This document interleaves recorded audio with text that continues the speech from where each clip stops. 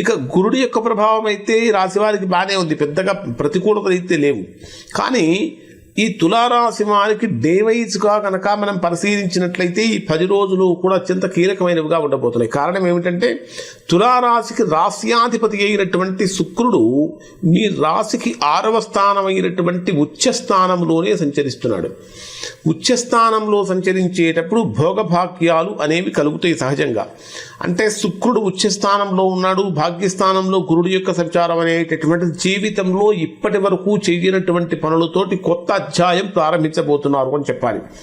ప్రధానంగా డేవైజ్గా గనక పరిశీలించినట్లయితే 11వ తేదీ ఉదయం నుంచి 13వ తేదీ రాత్రి 9:59 వరకు ఉండేటటువంటి సమయంలో తులారాశి వారికి ద్వితీయ స్థానము, ధనస్థానము, కుటుంబ స్థానమైనటువంటి 2వ స్థానంలో చంద్రుడి యొక్క సంచారం జరగడం అనేటటువంటి ఒక రకంగా లాభం ఉంటుంది.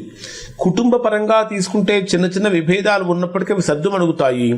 మీ మాట తీరుతో ఎదుటివారిని బ్రహ్మాండంగా ఆకట్టుకోగలుగుతారు. 11వ తేదీ రాత్రి 9:59 నుంచి 14వ తేదీ ఉదయం 9:31 వరకు ఉండేటటువంటి సమయంలో తృతీయ స్థానంలో సంచరించేటటువంటి చంద్రుడి యొక్క ప్రభావం కారణం చేత ధైర్య సాహసాలు పెరుగుతాయి. సాహసోపేతమైనటువంటి అడుగులు పడుతూ ఉంటాయి. చిన్నపాటి ప్రయాణాలు బాగా కలిసి వస్తాయి. సోదర సోదరీమణుల నుంచి సంపూర్ణమైన సహాయ సహకారాలు అందుతూ ఉంటాయి. మీరు తీసుకునేటటువంటి సాహసోపేతమైనటువంటి నిర్ణయాలు భవిష్యత్తులో మంచి ఫలితాలు కలిగించే అవకాశాలు ఉంటాయి. 14వ తేదీ ఉదయం నుంచి 16వ తేదీ సాయంత్రం 6:09 వరకు ఉండేటటువంటి సమయంలో చతుర్థ స్థానంలో సంచరించేటటువంటి చంద్రుడి యొక్క ప్రభావం కారణం చేత గృహ వాతావరణం కొంతవరకు ప్రశాంతంగా ఉంటుంది. ఈ 16వ తేదీ నుంచే తులారాశి వారికి 5వ స్థానమైనటువంటి కుంభరాశిలోనే చాతుర్గ్రహ కూటమి కూడా ఏర్పడుతున్నది. ఈ చాతుర్గ్రహ కూటమిలో అంటే చంద్రుడితో కలిసినటువంటి చాతుర్గ్రహ కూటమిలో తల్లి యొక్క ఆరోగ్యం మెరుగుపడుతుంది. వాహన సుఖం, కొత్త వస్తువులు కొనుగోలుకు అవకాశం ఉంటుంది.